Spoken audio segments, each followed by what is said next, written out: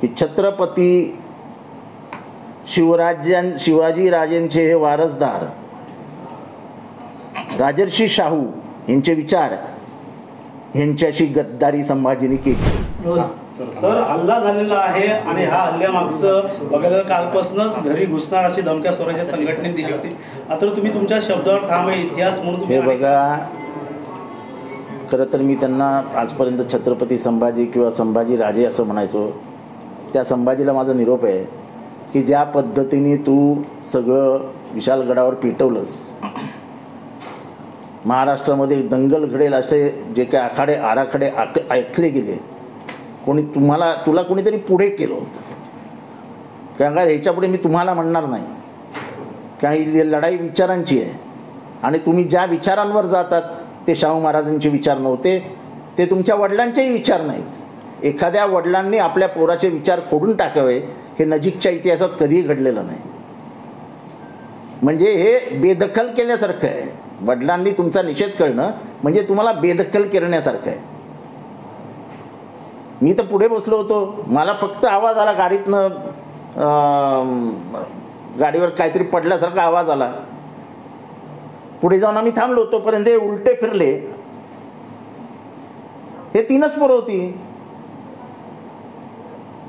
माझ्या पोलिसांकडे 4 रिव्हॉल्वर होते, 24 गोळ्या होत्या.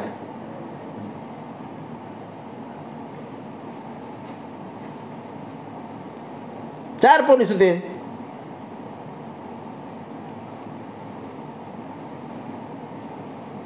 त्या असल्या भ्याड हल्ल्याने माझ्या धर्मनिरपेक्षता आणि या स्वभावात आणि मुसलमानांसाठी केलं वगैरे, मी मुसलमानांसाठी लढत नसतो, मी विषयावर लढतो.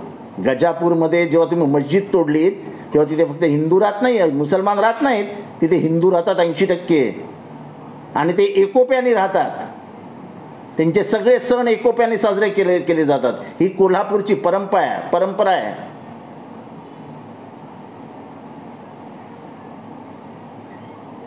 कोल्हापूरमधले मस्जिदीच्या बाहेर, एका मस्जिदीच्या बाहेर, पौराणिक मस्जिदीच्या बाहेर गणपतीचा मूर्ती आहे.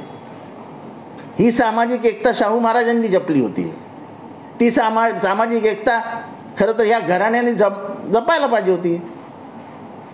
या कोणाचा तरी बोलका भावला म्हणून हा बोलला आणि झालं, सगळी परिस्थिती आतंत गेली. त्याच्या बोलण्याचा फायदा संभाजी भिडेंनी घेतला आणि संभाजी भिडेंनी जे करायचं ते काम करून टाकलं. आणि त्यांना वाटत असेल गाडीवर मला दगड मारला म्हणून मी त्यांच्या विरोधात बोलणार नाही, तर आता मी अजून त्वेषाने तीव्रतेने बोलीन. मी आजपर्यंत तरी आहोजाहो करायचो.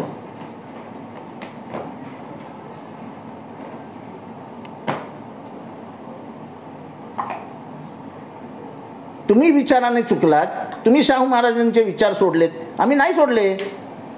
तुम्ही रक्ताचे वारसदार आहात, आम्ही वैचारिक वारसदार आहोत. स्वतःच्या वडिलांनी तुम्हाला बेदखल करून टाकलं, स्वतःच्या वडिलांनी तुमचा निषेध केला.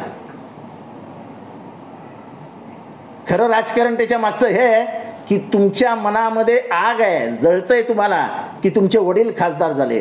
तुम्हाला खासदारकीचं तिकीट हवं होतं, सगळ्या पक्षांच्या दरवाजात जाऊन आले तुम्ही, त्यांनी तिकीट न दिल्यामुळे आणि आपले वडील खासदार झाले. ह्याच्यातनं तुम्हाला जो आग लागली ना, त्याच्यातनं तुम्ही हे सगळे बेताल वक्तव्य करतात आणि बेताल वागतात. आज सत्य सांगितलं मी महाराष्ट्राला. हा हल्ला जो आहे तो तुमच्यावर नसून सर्वसामान्यांवरती हल्ला आहे. शरद पवार, चंद्र पवार यांच्या गटावरती जो हल्ला आहे, राष्ट्रवादीवरती हल्ला आहे. यापुढे कुठंतरी नाही, मला हे असं माझ्यावर हल्ला म्हणजे राष्ट्रवादीवर आहे असं मला काही वाटत नाही. हा हल्ला आहे तो माझ्यावरच आहे.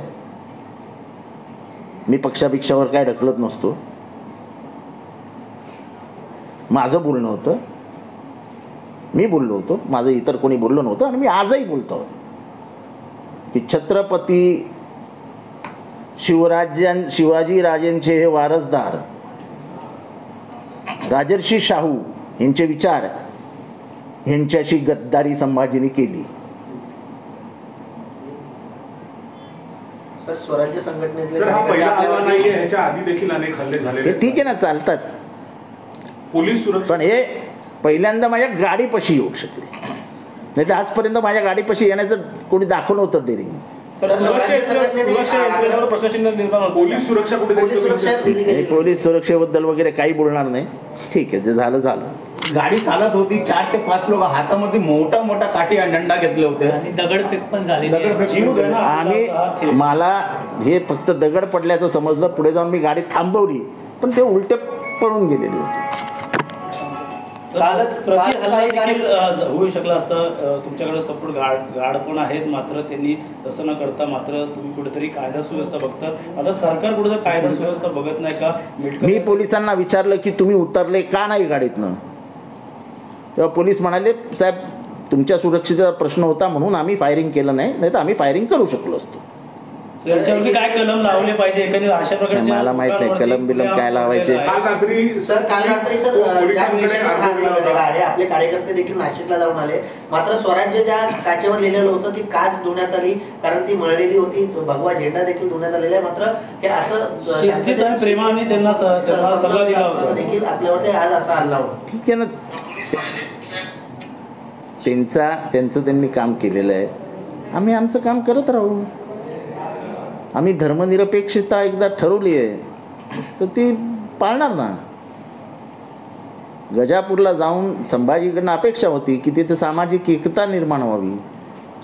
ह्याच्या वागल्यामुळे तिथल्या दलितांनी मुसलमानांनी आम्ही राजवाड्यावर येणार नाही म्हणून निरोप पाठवले. शेवटी आजचे खासदार छत्रपती शाहू हे गजापूरला गेले. त्यांनी तिथे सगळ्या समाजाला बसवून स्वतः बसले. 3 तास त्यांच्याशी बसवून सगळं मिटवलं. तेव्हा कुठे कोल्हापुरी नगरी एका विशिष्ट म्हणजे पुरोगामित्वासाठी ओळखली जाते. संविधान ज्यांच्यावरती लिहिले गेलं अख्खं संविधानाचा मूळ बेस हे फुले शाहू आहेत. त्या